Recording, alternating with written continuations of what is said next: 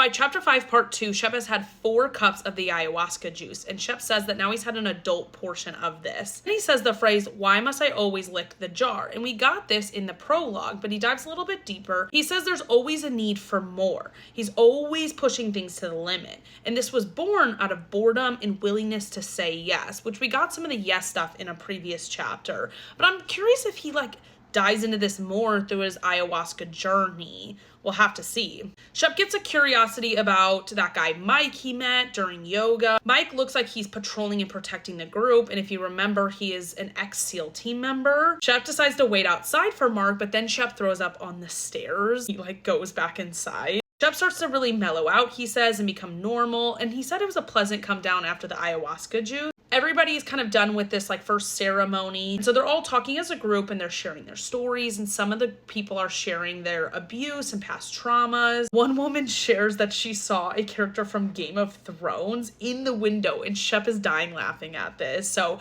a lot of different types of stories being shared after this first experience. Shep then goes back to his room and he talks with his roommate and then ends up listening to music because Shep doesn't really like that guy. During the second ceremony tomorrow night, Shep says that they are supposed to go deeper. So I'm curious what we're about to get from Shep. The next morning, Shep actually sleeps through his alarm and he misses yoga, even though we really wanted to get into yoga. He meets everybody at breakfast and everybody seems to be a little sheepish after that experience the night before. The facilitators also recommend everybody gets involved with activities and tells them that they actually badge scan everybody at every activity. So whenever they give a review at the end of the week, they know what you did and what was effective based on your review. The facilitators then talk about the physiology, about brain and heart. What is a soul? And Shep says basically oh, it's a place of right and wrong. The facilitators then tell the group that everybody should come to the ceremony that night with an innocence and a childlike wonder. They also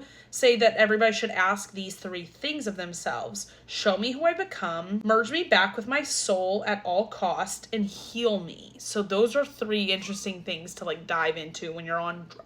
Then there's this advice to step boldly into oneself to be the most authentic you and to stop letting people get you bothered, whether friends or keyboard warriors. And I think that's something good for everybody to kind of take with us.